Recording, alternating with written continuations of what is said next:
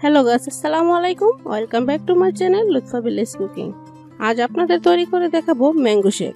এটা বাচ্চা থেকে বড় সবার শরীরের জন্য খুবই উপকারী একটা ড্রিঙ্ক। আর এরকম মজাদার রেসিপি পেতে হলে অবশ্যই লুৎফা ভিলেজ কুকিং চ্যানেলটি সাবস্ক্রাইব করে আর সর্বপ্রথম নোটিফিকেশন পাওয়ার জন্য অবশ্যই বেল বাটনটা প্রেস করে রাখবেন। এখানে ম্যাঙ্গো শেকটা তৈরি করতে প্রথমে লাগছে পাকা আম। এই আমটা কিন্তু একদম আমাদের গাছের পাকা আম। একদম পাকা আম দিয়ে এই ম্যাঙ্গো শেকটা বানালে খেতে কিন্তু বেশি ভালো লাগে। এখন আমরা কেটে নেব।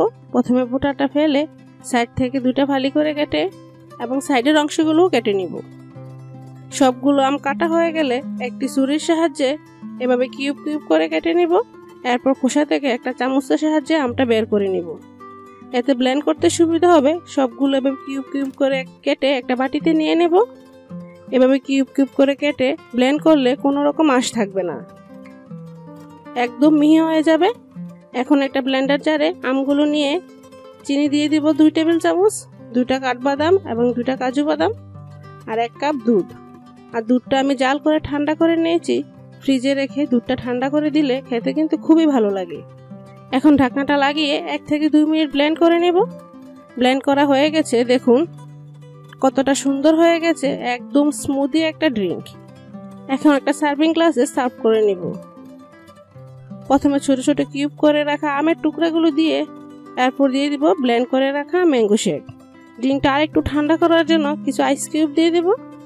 এরপর আবার আরেকটু ড্রিঙ্ক দিয়ে বাকি আমের টুকরাগুলোও দিয়ে দেব। একদম শেষে দিয়ে দেব কিছু বাদাম কুচি দিয়ে আমরা সুন্দরভাবে পরিবেশন করে নেব। ব্যাস, তৈরি হয়ে গেল আমাদের মজাদার সুস্বাদু ম্যাঙ্গো শেক। এটা একটা স্বাস্থ্যকর ড্রিঙ্ক। এটা আপনার বা আপনার বাচ্চার শরীরের জন্য খুবই উপকারী। মাত্র 2 মিনিটে ঝটপট বাসায় রেসিপিটা বানিয়ে নিতে পারবেন। ফ্রুটো তৈরি করতে এখানে নিচ্ছি আমটা কিন্তু একদম পাকা হতে হবে, তাহলে ফ্রুটোর কালারটা একদম পারফেক্ট আসবে। আর যদি একদম গাছ পাকা আম হয় তাহলে তো কথাই নেই। এবার আমগুলো কেটে নেব।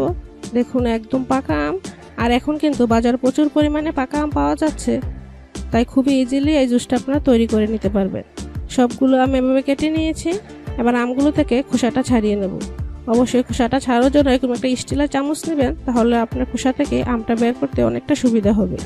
দেখুন আমি খুবই সহজে খোসা থেকে আমটা ছাড়িয়ে নিয়েছি। সবগুলো আম থেকে আমি খোসাটা ছাড়িয়ে নিয়েছি। এবার আমের জুসটা তৈরি করে নিব। জুসটা তৈরি করতে এখানে আমি 3টা আম নিয়েছি। এবার ব্লেন্ডার জারে নিয়ে নেব। চিনি দিয়ে দেব 2 টেবিল চামচ।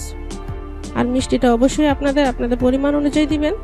আর মিষ্টি খাবার একটু ব্যালেন্স আনার জন্য দিয়ে দিবে 1 চিমটা লবণ। এটা সম্পূর্ণ অপশনাল, যারা লবণটা পছন্দ না করেন তারা নাও দিতে পারেন। এরপর দিয়ে দিব ঠান্ডা পানি 1 কাপ পরিমাণ। এরপর ভালোভাবে ব্লেন্ড করে নিতে হবে 30 সেকেন্ডের মতো।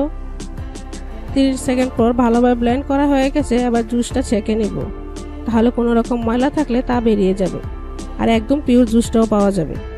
জুসটা ছেঁকে নেওয়ার পর অবশিষ্ট অংশগুলো আমি ফেলে দেব। এবার একটা সার্ভিং গ্লাসে জুসটা সার্ভ করে নিব। দেখুন একদম দোকানের ফ্রুটোর কালারটা এসেছে এবং ঘনত্বটাও পারফেক্ট হয়েছে। উপর থেকে এরকম আমের কিছু স্লাইস দিয়ে সাজিয়ে নেব। ব্যাস, তৈরি হয়ে গেল আমাদের একদম দোকানের মতো ফ্রুটো বা ফুটিকা। আর এটা কিন্তু খেতে বেশ মজার ও খুবই হেলদি একটি ড্রিঙ্ক। আর বন্ধুরা, বাজার থেকে বাচ্চাদের না কিনে দিয়ে বাসায় কিন্তু 2 মিনিটের মধ্যে ঝটপটে বাসায় রেসিপিটা ট্রাই করে নিতে পারেন। আর বন্ধুরা, রেসিপিটা যদি আপনাদের ভালো লেগে থাকে তাহলে একটা লাইক এবং ফ্রেন্ডস অ্যান্ড ফ্যামিলির সাথে বেশি বেশি শেয়ার করবেন। আজ এখানেই শেষ করছি। পরবর্তী ভিডিও দেখার আগ পর্যন্ত সবাই ভালো থাকবেন, সুস্থ থাকবেন। আল্লাহ হাফেজ।